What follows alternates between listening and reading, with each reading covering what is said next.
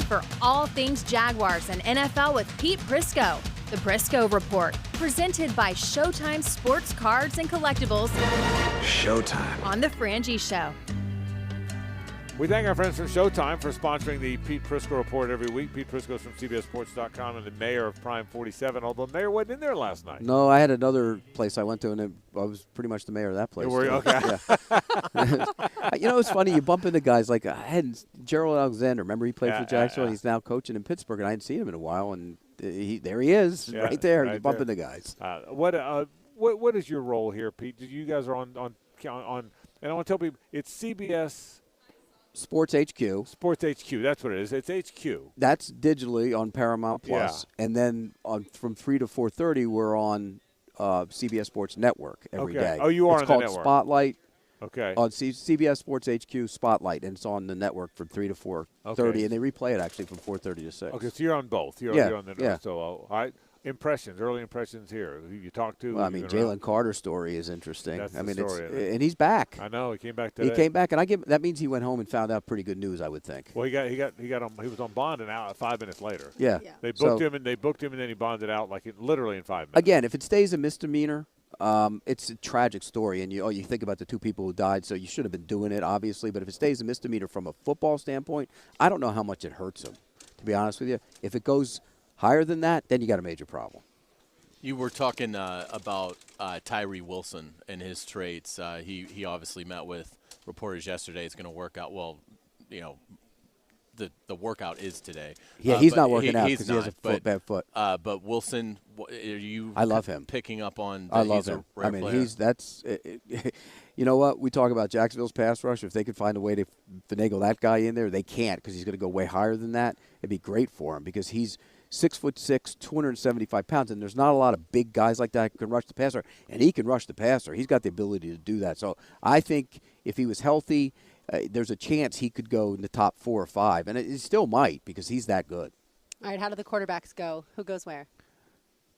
You know, somehow, some way, Houston's going to get – I think Houston's going to panic because they're going to think somebody's going to come behind them. They're going to give up something and move up and take one and get Bryce Young. I think that's what they're going to do. Then Indy's got to take a quarterback. They have to. Maybe they take Levis or Stroud. And then you get to Carolina, who also has to take a quarterback, and that's where the other one will go. And then you got to see what the Richardson factor is. And you guys watch Florida a lot more than I do and a lot closer than I do. I watch them, but you guys study them. I've gone back and watched his tape. There are a lot of things to love about him, but there's a lot of things to hate about his game. He's inconsistent as hell. Yeah, and look, I'll say – you got to take a stand one way or the other. I'm really rooting for the kid because everybody says he's awesome. Just an awesome dude, and he's a Gator. I don't think he's going to be a great NFL quarterback. I think the inaccurate passing is going to – that's my opinion, Pete, is that the inaccurate passing is going to keep him from reaching the potential they want him to. Now, look, the game's changed a bunch. You can be a good, not great passer and great runner and dynamic playmaker like Lamar Jackson, but they don't – there's not a lot of Lamar Jacksons, right? But I'm just my opinion, Pete. You've watched enough. What is your opinion? You're a stand guy. What do you think? I mean, I'll be honest with you. When I watched them all year, I thought, no way. When I watched the tape, I thought, you know what? After watching what the Eagles have done with Jalen Hurts, I'm not so sure. It's not. Again, it's not conventional like we're used to. Yeah. You got to create the offense for him. He's not elusive as a runner, but boy, when he goes, he's big and strong, and he can go. Oh, he's a great runner. Yeah. But he's not, Lamar Jackson elusive. Right. I don't know. There's something intriguing about him. There's a lot to hate about his game as well. Let me ask you this, to Lauren's question. Okay, by now we know the narrative of the 4 guys. Bryce Young's fantastic but tiny. Anthony Richardson's got the great traits, but he's been erratic.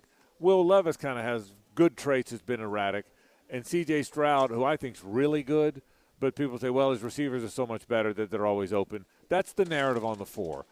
Do you buy all of it? Do you think someone's overrated, underrated, unfairly judged? What do you think? Yeah, I think Levis has gotten a hard ranking to go back down again because, and again, the reason why, and I haven't verified this, but somebody told me that he took needles for his shoulder 5 different games, the foot. He was really hurt. And played through it. Yeah. And his team was terrible, and they had been pretty good, but the Yeah. offensive line was awful. They had no receivers That's last right, year. that's right. And so I think that kind of contributed to him playing because there were games where he was bad. Yeah. But you go back and look at 2021, and he was good in a lot of games. So I think he's the guy that's kind of getting undersold a little bit. I think Bryce Young is getting oversold a little bit because, again, everybody's waiting now today. Oh, when's he going to weigh in? What's his weight going to be? If he's 5'9.5", 5'10.5", and he's 190 pounds, I've talked to at least 15 guys here that said, I don't think he can hold up in the league at that weight, playing at that style. So it's concerning. And, boy, if he was 2 inches taller and 20 pounds heavier, he'd be a surefire number one pick. I mean, he'd be so good. Yeah. So good. No doubt about it. Do you get a sense – it feels like traits and on-field production were always kind of a 50-50 split. We saw Trayvon Walker go last year, number one. That's a traits pick all the way. If Richardson were to go 1 this year, are we entering an age where these general managers, these decision makers, where traits, it's now 80% traits, 20% on-field production? I'd be astounded if he went number one. And I know there's talk of that out there. I mean, that's a hard sell. What if you're the team picking number one, and let's just say it's Houston, okay?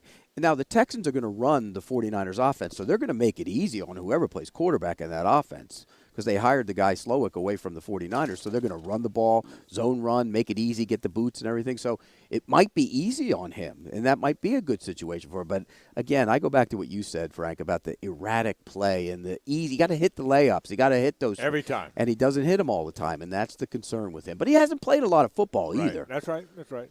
Pete, what do you think about Hendon Hooker? Kind of a guy that's going under the radar because of the injury. Yeah, the injury hurts him. He's also 25, and that's I know quarterbacks play to 40 now, and some guys play to 45, as we've seen, but that's old for a quarterback. I think if he was healthy and a little bit younger, I think he'd be in the first round conversation. Somebody's going to get a good player. That kid can play quarterback. Somebody's going to get a good player in the second, third round. Pete Prisco with us. Pete, there's conversation that the combine is going to move. That now not every team showing up in the league's concerned about that. Do you like the combine the way it is? Do you probably like it here? What's the future of it? Is it going to move around? What do you think? They get so drawn to the big market, know, and L.A. is sitting out there with that stadium, and I think Vegas would probably be a good place to have the combine. Everything's like this. Everything's right here. Do I like the combine? I'm not a big fan of the combine for what goes on out there in the workouts and all that because I just think you can get too paralyzed by it. If the tape says the guy can play, then he can play. If a guy you think a guy plays fast and he goes out there and he runs 4.9, then you're concerned. You go back and you go double check your stuff. But I think from a medical standpoint, this place is perfect for it. It's a great place. From a community standpoint, it's a fantastic place for it. Everybody sees everybody. Yeah, right. And then, so I do. And I'm concerned that guys are going to start opting out. And, the NBA has a combine, in Chicago. Guys go play. The stars don't go. No, they don't take medicals before they don't take physicals. The NFL has to. So at some point, when does somebody here say, hey, I'm not doing that. You draft me or you don't draft me. The players have the power now. The players have when you think about it, if Caleb Williams says I'm not playing next year, I'm not playing at USC. He's not going to play. What position does he go? He still goes first overall next year. If Marvin Harrison Jr. doesn't play next year, he goes top 5. So the players have kind of switched it over. They have the power and they're starting to realize that's why NIL money is big now in college football. I was talking to a guy last night. He was telling me an offensive lineman transferred to Miami to get $500,000 in NIL money. Are you kidding? I think it's a kid from Alabama, the guard from Alabama, transferred to Miami. $500,000. Yeah. The money's crazy. It's unbelievable. Do you think in terms of the Jaguars, we've seen the defenders now these last 2 days meet with the media. Do you think there's a chance that they go defense at 24, maybe with edge rush or corner, and then flip it and go defense again in the second round? What are they going to do on offense? If Ingram's coming back, that's great. One way or the other, he was coming back. They either tag him or they sign him. Correct. What do you do with Jawan Taylor? That's another question. So if for some reason both those guys come back, you need a big back somewhere. You get them in the 4th round or something, physical back, somebody who can bang. Then you use everything on that side of the ball. Because I think your offense is set then. You might, unless you're sitting there at 24 and there's another tight end there. Because remember, if you tag Ingram, he's only on a 1-year deal.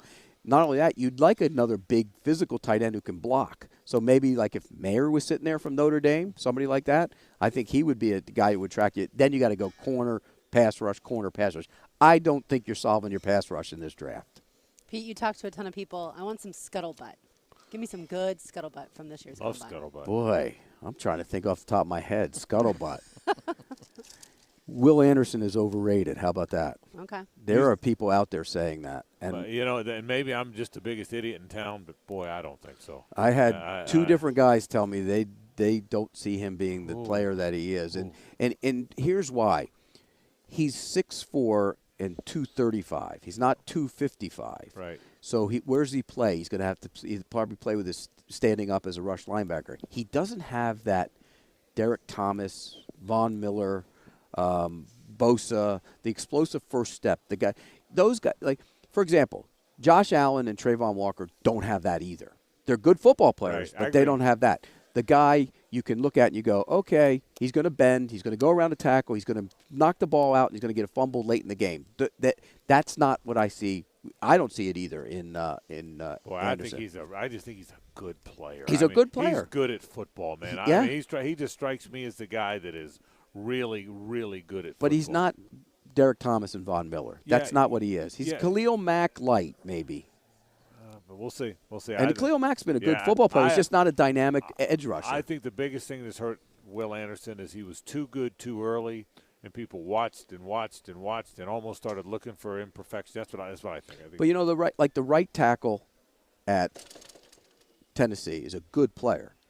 He lined up against him in one-on-one situations, and by the end of the game, Will Anderson had gone to the other side to get away from him. He got handled. He didn't get anything on him. Yeah. And that's usually, you got to look when you evaluate. That's one thing I do. When I evaluate a player, I look to see, is he beating a bad player or is he beating a really good player? Yeah. Because if a good player dominates you, that's a little bit of a red flag. By the way, the guard at Florida, that is a nasty man right there. Great player. Because guards go low is why he's going 26th and not 16th. He's good. He's really good. The bad comparison, but Larry Allen, Carl Nicks. Yeah, he's remember those guys. Larry Allen was athletic. Yeah, he's not going to run like Larry Allen maybe ran. Carl. Remember Carl Nicks? Yeah, and he was a Pro Bowler for a long time. He's more like that. Yeah, he's a massive man, and he moves people. He's a good player. Yeah, he is. I finally think we'll let you go from here. All right, so the Jaguars are all the rage around here. I mean, everywhere we've been, Doug's smiling and Trent's smiling, and do you sense that people think, okay, we're going to pick the Jaguars because the rest of the division's no good, or the Jaguars are really going to be Kansas City, Buffalo, Cincinnati good? Where are we in there? They're in that conversation with those teams. It's not just because it's a bad division. See, that's what I think too. They're in that. They will be there now for the next decade in the conversation. Or at least, because as long as Trevor Lawrence is throwing the football and you can supplement everything around them, they're going to be in the conversation. It's head coach and quarterback. They have the head coach. They have the quarterback. Staying power is now there in Jacksonville. We haven't seen this ever, by the way, in Jacksonville. Right, I agree. Because when Mark Brunell was there and that gang, it was kind of pieced together and they had the little run and everything. But this is a draft and develop quarterback who is a franchise quarterback. It's there for now for the next decade. If they add to it, if they add to this roster the way they could, if Trevor develops the way he could, Doug is one of the best, I think, 4 or 5 coaches in the league. Can they win a Super Bowl? Yes, absolutely they can win a Super Bowl. They hung around with Kansas City, who ended up winning the Super Bowl. Yeah. I mean, I think they can win a Super Bowl. I mean, we've almost chuckled for the last 28 years when we've said that. Other than 99, we've never said with a straight face they could win a Super Bowl. I know they went to 2 other championship games, but we still never said with straight. We didn't. Even in 17, they might have won it if they'd have. But you know what? You know my point? Right. That team was an accident. Right. Correct. This team is sustainable. This is the first time in 28 years, other than 99, we said they could win a Super Bowl one day. The problem is they're in the AFC. Yeah. Well, because there's a lot of teams that could win Super Bowl. Right. Pete, great work. You got it. Pete Prisco for CBS Sports. Got it. Pete Prisco for CBS Sports.